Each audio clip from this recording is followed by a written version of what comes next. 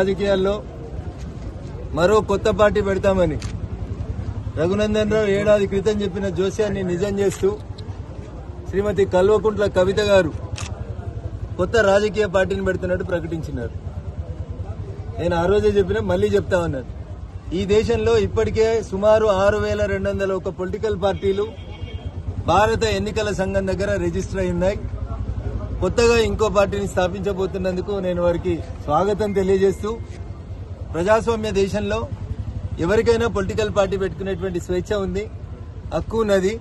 కానీ మేము మొదటి నుంచి చెప్తున్నట్టు ఒకసారి అధికారాన్ని కోల్పోయిన తర్వాత టీఆర్ఎస్ పార్టీ 4 ముక్కలైతుందని, ఆ ముక్కలేవి వచ్చే ఎన్నికల వరకు నిలబడాయని చెప్పి రఘునందన్ ఏదైతే చెప్పినాడో అదే ఇప్పుడు నిజమవుతా ఉంది.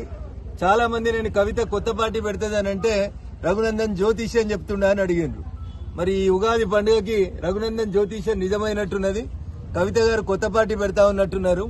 నేను మళ్లీ చెప్తా ఉన్నా, టీఆర్ఎస్ 4 ముక్కలు అవుతుంది.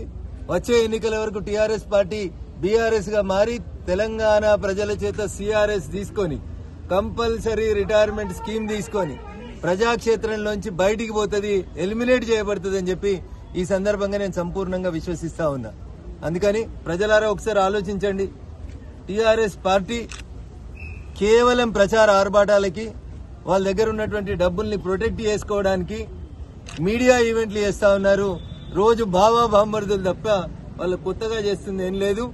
10 ఏళ్ల వాళ్ళ పాలనలో జరిగినటువంటి పొరపాట్లన్నింటినీ కూడా కాంగ్రెస్ పార్టీ క్షమిస్తూ ఉదార స్వభావంతో నటిస్తా ఉంది.